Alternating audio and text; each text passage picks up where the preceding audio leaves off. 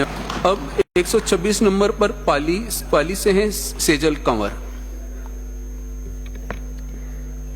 हर रंग को खुद में समेट कर जो यूं बेखौफ खड़ा है, हर रंग को खुद में समेट कर जो बेखौफ खड़ा है, जाति और धर्म के दायरे से जो आगे बढ़ा है, नैतिक, निष्पक्ष और समावेशी संविधान है ये जो 75 वर्ष बाद भी यूं सहज ही खड़ा है। मैं सेजल राजपुरोहित, सदन में उपस्थित माननीय महानुभावों एवं युवा शक्ति को मेरा सादर प्रणाम, अभिनंदन।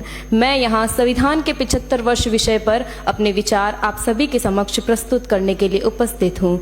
तो कई शताब्दियों की गुलामी के बाद जब देश एक नई शुरुआत के लिए खड़ा था, तब उसका पथ प्रदर्शक बन के उभरा भारत का संविधान, विश्व का सबसे बड़ा लिखित संविधान जो लगातार स्वयं को एक जीवंत दस्तावेज के रूप में विकसित करता रहा है। 75 वर्षों से व्यक्ति के सम्मान और राष्ट्र की एकता की रक्षा करता आया है। ये संविधान केवल लिखित कानूनों का संग्रह नहीं, बल्कि एक विकसित भारत के सपनों का दर्पण है।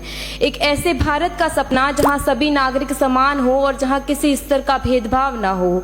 तो चलिए इस संविधान के निर्माण और इसके 75 वर्षों की यात्रा पर चलते हैं। तो ये कहानी शुरू होती है 9 दिसंबर 1946 की पहली संविधान सभा की बैठक से। प्रारूप समिति के अध्यक्ष डॉक्टर भीमराव अंबेडकर जी का इस 395 अनुच्छेदों, 8 अनुसूचियों और 22 भाग वाले संविधान के निर्माण में अहम योगदान रहा।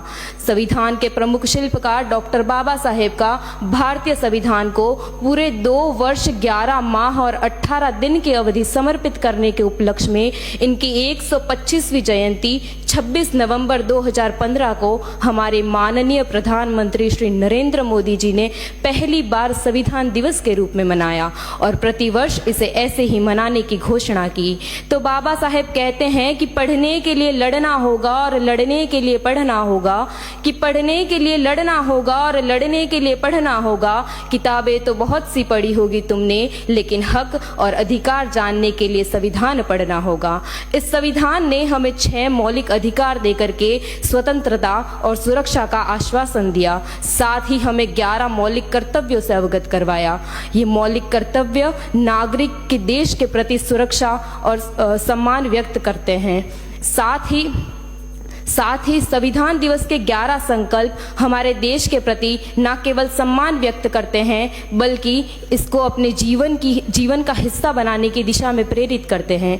तो चलिए हम संकल्प लेते हैं कि हम भारत के नागरिक हमारे संविधान के मूलभूत मूल्यों को हृदय से स्वीकार करते हैं और इसका सदैव पालन करने का संकल्प लेते हैं। धन्यवाद।